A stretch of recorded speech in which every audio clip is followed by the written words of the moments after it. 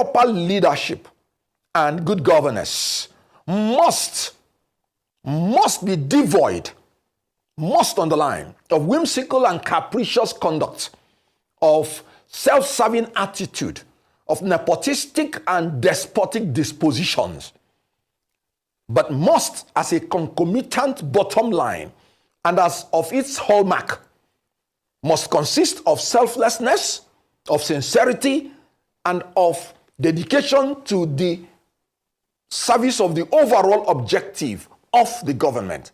What is the objective of the government? Security and welfare of the people. This president is in China in a new presidential jet that is unnecessary, while people are dying for security problems in Sokoto, in Maiduguri, and then you're saying that is what should be done? No, this government is nepotistic and despotic. It is very self-centered and egocentric. Chai, my people, Kenneth Okonkwo don't carry come again. Can't give another woto to Tinubu. Not just Tinubu, but Peter Obi, Kwankwaso, as well as Atiku.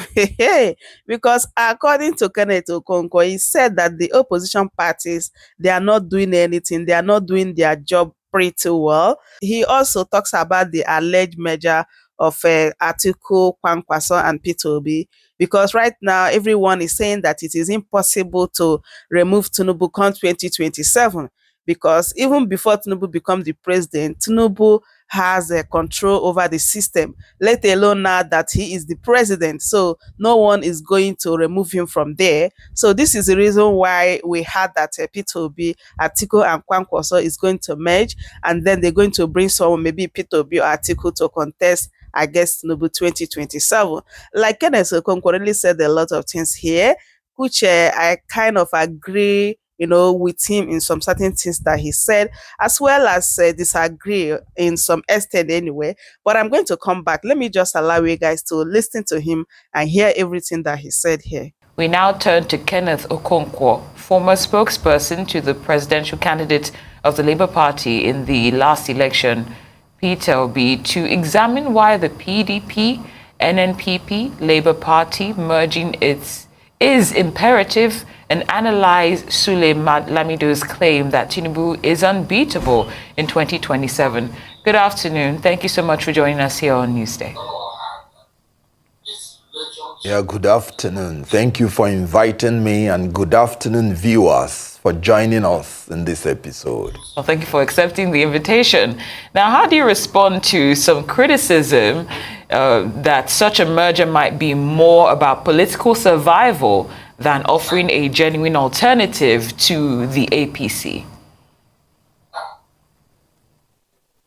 Well, let me make it clear that as long as politics is concerned, the secret of acquiring political power is cohesion amongst your own group and collaboration with others. So coming together will always be an unbeatable denominator in a democratic process of acquiring power. However, I sincerely agree that the opposition is failing because they are concentrating on acquiring power from a ruling party rather than immediately after the election concentrating on consolidating their platforms and then taking on the ruling party on policies to convince Nigerians that they are the alternative force that should take over. The issue of the opposition trying to take power from a Tinubu will be a tall dream. And the reason is this. Our electoral system and judicial system have been overthrown. As long as the electoral process is concerned, here are my reasons. I was a member of the presidential team, and I can tell you unequivocally that our electoral jurisprudence has been destroyed. And the courts did this by giving INEC discretion to do whatever they like. The court say INEC has discretion on whether to transmit electronically or not. this is not what the law says. Let me make it clear, in my own opinion. So power does not proceed any longer from the will of the people in Nigeria, but from the discretion of INEC and from the desecration of the judiciary. And having that as bottom line, the opposition, they are just wasting their time. What Lamido said is true, because a Tinubu outside government was able to overwhelm the system. What about a Tinubu inside government? Now, let me tell you why I say our electoral jurisprudence has been overthrown. The court said, if you do not bring your petition, if you do not bring all your witness statement on oath, if you don't bring all your evidence within 21 days, your case is dead. Respectfully, again, that's not what the law says. The law says in section 285, subsection 5, petition should be presented within 21 days. According to Rule 4, subsection 1D, petition simply means the facts that you need to prove, the grounds and the relief sought. It is not the evidence. In Rule 5, the rule for procedure for election said evidence need not be stated in the petition, but the court may give order that you should provide further particulars to prevent surprise and avoid unnecessary expense and to ensure fair and proper hearing of the suit. Meaning, the court, by subpoena, can allow subpoena witnesses to give evidence after 21 days, because that's the only way that you will avoid unnecessary expense to the petitioner and ensure fair hearing. Why? An adverse witness will never voluntarily give you evidence that you will use against it. INEC, whenever they pronounce anybody as winner, when they come to court, they are under obligation to defend their own action. So they can never willingly give you evidence. The only choice you have is that when the court starts sitting, you will now use subpoenaed power to bring them to give evidence. Now the court is saying, once the court has started, if you've not produced any witness statement on oath, your petition is dead. That means whatever INEC does, that is final. Then again, they move further and desecrated section 137. I understand you have a lot to share. You have such a wealth of knowledge, especially from your experience in the past election. I just want to keep the conversation moving forward. You said something quite profound, which is that you felt that instead of a merger, that the opposition should be consolidating and taking on the current administration on policy. Now, when we speak of policy, each of the opposition leaders, I think one of the biggest sticking issues right now, of course, is the issue of subsidy. Now, each of the parties there represented had the same stance on subsidy, for example, right? So my question is, does it really matter? Do Nigeria's problems, are they going to discriminate against which of the leaders is coming in? Because these are all people who have been in the system before. So is it not time for faces who have not been in the system? I completely agree with you that we need new faces. 100%. And that was why I have said it. That Atiku, P2B, Tinubu should step aside. And the reason is because the ruling party has failed, the opposition has failed. Are you aware that in the House of Representatives, you have more opposition members as representatives than the ruling class? If they had come together, and that's why I said coming together to form a consolidated fortune before you even begin to talk about merger. I did not say merger is not important. I'm saying you don't just finish an election and the first thing you start talking about is the next election. You consolidate and form alliances amongst yourself to work together as opposition. If all the opposition members in the House of Representatives had come together, they would have produced the speaker and the vice. Now, what you said about subsidy, the three parties agreed subsidy should go. The three parties did not say that subsidy should be responsibly, without plans, removed on the first day before a president sets up his cabinet, before a president makes any plan for the cushioning effect. A president in the inauguration ground said fuel subsidy is gone. The opposition parties did not subscribe to that. I came to your studio the next day, saying we should be careful coming out of oil subsidy, that from the way this is done, it is unsustainable, and it is still on record. Now, let me tell you something. According to the notable pronouncement of my Lord Gumel, in the case of Sheriff and PDP, he said proper leadership and good governance must be devoid, must underline, of whimsical and capricious conduct, of self-serving attitude, of nepotistic and despotic dispositions, but must, as a concomitant bottom line and as of its hallmark, must consist of selflessness, of sincerity, and of dedication to the service of the overall objective of the government. What is the objective of the government? Security and welfare of the people. This president is in China in a new presidential jet that is unnecessary, while people are dying for security problems in Sokoto, in Meduguri, and then you're saying that is what should be done? No, this government is nepotistic and despotic. It is very self-centered and egocentric, all about itself. Well, you can see the Senate president made it clear that let the people that are protesting against hunger and hardship, let them continue while they will remain feasting. Why wouldn't they be feasting? It cost Nigeria about 805 million naira to maintain one member of the National Assembly, while they are promising 840,000 naira a year for the worker that is actually the productive capacity of the nation. So what I'm saying is that please don't compare whatsoever the opposition, what they would have done if they are there, with what the ruling party is doing.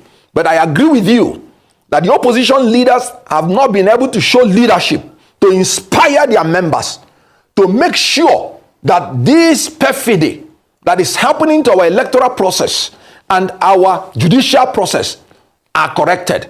Because if all the members of the opposition parties in the National Assembly have maintained their stand, APC wouldn't, for instance, elect members into INEC who are card-carrying members of APC. You saw the two of them that were elected in. They wouldn't be going away with having presidential jet when people are dying, because these things must come by appropriation. So I agree with you that the opposition leaders, it is only when they consolidate and take on the ruling party that the people will begin to have confidence in them, and then they will be talking about merger. Now, the only thing they are thinking about is election, rather than thinking about the welfare of the people. That is why I say all of them have failed. Because what are the opposition doing in the parliament? I'll give you an example. President Trump told the members of the House of Representatives that they should kill a bill. They are not the ruling power in America. And they killed it because he is in charge. That is what opposition leaders should be doing. Their members, they should be able to inspire them to make sure that they kill any bill that is not channeled to the security and welfare of the people. All right, Mr. Okonkwo. So that is exactly the position in Nigeria. The ruling party, the opposition, especially the faces that have been appearing as their leaders, they have failed, and they should all step aside for new people. Of course, thank you for that explanation. You made it quite clear that we need to see new faces. And like you just said in your last statement, that the current opposition, in your opinion, has failed. And I'd like to ask, what groundwork do we need to see to have a political system that is more accommodating of younger politicians and new political movements? What do we need to do to have that groundwork in place for this much needed change, according to you, to happen? Yes, we have to overhaul our electoral process. We have to change some of the laws in our system that is shifting us towards gerontocracy. If a man is wise enough at 18 to vote, he is wise enough to be an administrator at 18. The University of Nigeria started training me as an expert administrator from age 16 and a half. Can you imagine? I graduated at 2021, and you're telling me I have to spend 10 years before assuming leadership of a country. Leadership is a gift, just like acting, just like every other talent. If a person has a gift of leadership, the person should not be denied of that leadership, even from 18 years. If he has the sense to determine who will govern him, he has the sense to govern others. That is one. I don't believe in age limit whatsoever. Why place it? In advanced countries, I've seen 22-year-old people being members of the National Assembly. Why say 35? Why even say 25? What's your business? It is the business of the people to determine who governs them. Now that we are having leadership deficit in Nigeria, they should allow young men to come in and take over. That's one. As I've told you, the electoral process has been overthrown. There should be an immediate amendment of Section 137 of the Electoral Act. Actually, there ought not to even be an amendment because the provision is very clear. It is just the judiciary that overthrew that section, which said you don't need to bring any oral evidence to prove anything when the documentary evidence has manifestly proved it. If you go to INEC and they give you the documents you need, which they are compelled by law to give you, by Section 62, subsection 2(3) of the Electoral Act, you should be able to present it to courts, certified through copy, without asking another human being to come and speak to the document. The provision is clear and unambiguous, and the court ought to give it its interpretation. That is the first canon of interpretation. So we should allow people, if you want to prove your presidential, that there is a non-compliance to the presidential election, when INEC, which should be compelled to give you your documents early in time, it should be enough to prove your case. Secondly, there must have to be compulsion in INEC electronically transmitting the result, and the result electronically transmitted from the polling unit should be used to collaborate the manual results. All right. And there must be a proviso that if that is not done, the election is void. All right. Not that it is voidable, because non-compliance should invalidate elections. All right. And again, the judiciary, whichever judge that does not rule according to law should be punished. If thieves are punished, the judges should be punished. Because the judges have even been said, an errant judge has been said to be worse than a thief. Well, so judges should be punished in the same manner. These points. So my people, I hope you guys had everything Kenneth Okonkwo said here. Just as I said before, that I agree with him in some certain things that he said here, as well as disagree with him when it comes to election. Like if we are talking about 2027 election and we are not talking about electoral reform, then like we are just wasting our time, honestly, because what happened in 2023 will definitely repeat itself. Yeah, so when Kenneth Okonkwo said that Peter Obi, Kwankwaso and Atiku should step aside and that Nigerians need new faces, then who are those new faces, my people? Maybe Kenneth Okonkwo is among them, just as people are now saying that Kenneth Okonkwo sound like desperate. If truly that he wants to continue with this his political ambition, that he need to go back to his village and contest local government chairman first before he talks about senator as well as governor, then he will be ready to talk about president. And I think that is true, because he cannot jump out and say that he wants to contest for president. I think he needs to start from somewhere, right? For me, Kenneth Okonkwo is a great man, but he needs to take it easy, especially when it comes to this politics stuff, because as in a while Okeji are offered the yes, because if he just continue like this, I think it is going to affect him in future. But that is by the way. My people, I would love you guys to leave your thoughts in the comment section. What do you think about what Kenneth Okonkwo said here? Please, if today is your first time, don't forget to subscribe, like this video, share it as well. Thanks so much for doing so, and I will see you guys in my next update. Thanks so much for watching, and goodbye for now. Welcome to Chamress News TV.